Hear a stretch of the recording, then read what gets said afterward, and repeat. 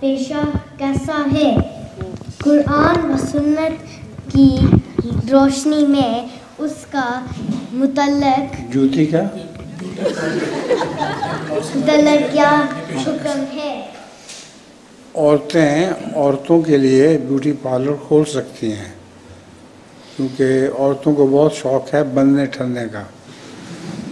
तो बजाय इसके कि कोई मर्द उनकी बनाव संहार करे, वो औरतें अगर करें, सिर्फ वहाँ औरतें आएँ तो इसका कोई हर्ज नहीं। तुम्हारी उम्र कितनी होगी? अभी से ब्यूटी पार्लर की फिक्र हो गई है? 7 साल हैं? तकरीबन 7 साल। 7 साल में इसको ब्यूटी पार्लर की फिक्र कहाँ से होगी?